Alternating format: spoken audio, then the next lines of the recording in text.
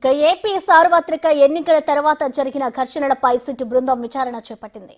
శ్రీవారి దర్శనం అనంతరం Tirupati SVU campus police station కు చేరుకున్న సిట్ బృందం అల్లర్లకు సంబంధించి ఎఫ్ఐఆర్ వివరాలను పరిశీలిస్తోంది. దీనిపై క్షేత్రస్థాయిలో పరిశీలించి నివేదిక అందజేస్తామని సిట్ అధికారి రవి మనోహరాచారి తెలిపారు. ఇప్పటికే ప్రాథమిక విచారణ పూర్తి చేసిన అధికారులు మరో 5 రోజుల పాటు దర్యాప్తు చేయనున్నారు.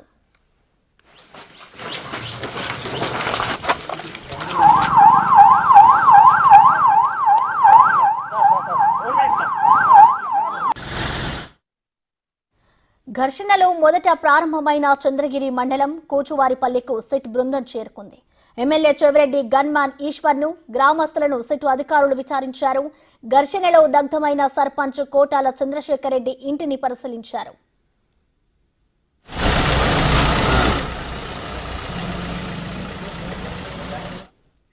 తిరుపతిలోని పద్మావతి మహిళా యూనివర్సిటీలో 14వ తేదీన టీడీపీ చంద్రగిరి అభ్యర్థి పులివర్తి నానిపై దాడి జరిగిన ప్రదేశాన్ని సిట్ డీఎస్పీ రవి మనోహరాచారి పరిశీలించారు. విచారణ తర్వాత పూర్తి నివేదిక అందజేస్తామని తెలిపారు. చూస్తున్నాం, ఇప్పుడే వచ్చాము సీనాఫెన్స్కి వచ్చాను, చూస్తున్నాను. చూసిన తర్వాత మేము మా ఆఫీసర్స్కి చెప్తాం ఏం జరిగింది, ఏం సంగతి అనేటువంటిది. దాని మీద మళ్ళీ డిసైడ్ చేస్తాం. ఇప్పుడే రంగంలోకి దిగాం కాబట్టి అన్ని చేసిన తర్వాత దాంట్లో ఏమేమి ల్యాబ్సెస్ ఉన్నా కూడా దాని మీద చర్యలు తీసుకుంటాం. ఆఫీసర్స్కి మేము ఫార్వర్డ్ చేస్తాం, దాని మీద ఉంటాయి. ఇప్పుడు దర్యాప్తులోని అంశాలు వెల్లడించడానికైతే కుదరదు అది, ఎందుకంటే అదంతా కాన్ఫిడెన్షియల్. దర్యాప్తు పూర్తయిన తర్వాత వెల్లడించగలం, కానీ దర్యాప్తులో ఉన్నప్పుడే వెల్లడించడం కష్టం అవుద్ది. కాబట్టి ఇవన్నీ కూడా మా ఆఫీసర్స్ నోటీస్లో పెడతాము. సో ఓవరాల్గా బ్రీఫ్ చేస్తారు సార్. ఫస్ట్ ఇవన్నీ నేరస్థలాన్ని చూసుకున్న తర్వాత వైసీపీ నేతలు మొత్తం అబద్దాలు చెబుతున్నారని, భవిష్యత్తులో అన్ని బయటపడతాయని పులివర్తి నాని సతీమణి సుధారెడ్డి అన్నారు. మహిళా యూనివర్సిటీలోని స్ట్రాంగ్ రూమ్ ను పరిశీలించడానికి ఆమె వచ్చారు. మొదట స్ట్రాంగ్ రూమ్ కు సరైన భద్రత లేదని, ఇప్పుడు పగడ్బందీగా ఉందని సుధారెడ్డి చెప్పారు. స్ట్రాంగ్ రూమ్ విజిట్ చేయడానికి వచ్చాం. నేను మొదట విజిట్ చేసినప్పుడు పటిష్టంగా లేదు భద్రత, కానీ వెనక వైపు నుంచి ఎంట్రన్స్ ఈజీగా ఉండేది. సో మళ్ళీ ఏఆర్డిఎస్పీ గారికి ఇన్ఫార్మ్ చేసినాం, సిఓ గారికి ఇన్ఫార్మ్ చేసినాం, ఎలక్షన్ కమిషన్ చెప్పాం ఇక్కడ భద్రత లేదని. సో కంప్లీట్గా ఈరోజు నీట్గా అరేంజ్మెంట్స్ ఉన్నాయి.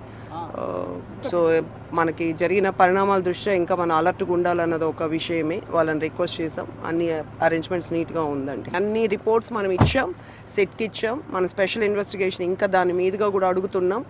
ఎవరు ఎప్పుడు అప్లై చేసినారు నామినేషన్, కావాలని వీళ్ళు ఎప్పుడు అప్లై చేశారు, ఆర్ఓ గారు ఎప్పుడు టైం చేంజ్ చేసి ఇచ్చారు.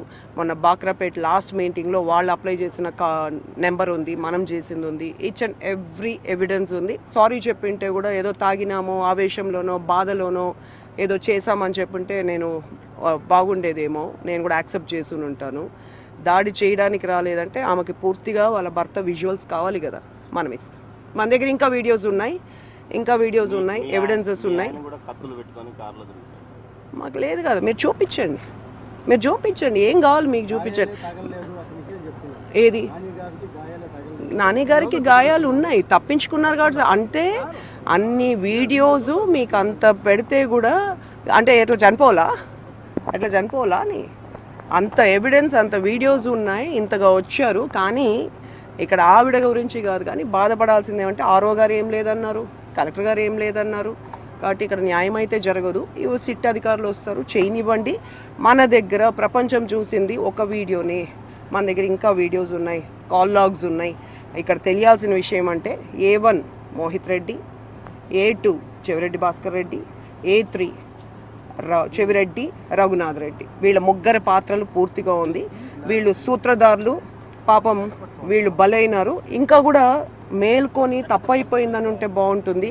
ఏమీ కాలేదంటే ఏం చంపేస్తారు ఏంది? ఒక ఆడదానిగా అట్లా మాట్లాడకూడదు తల్లి.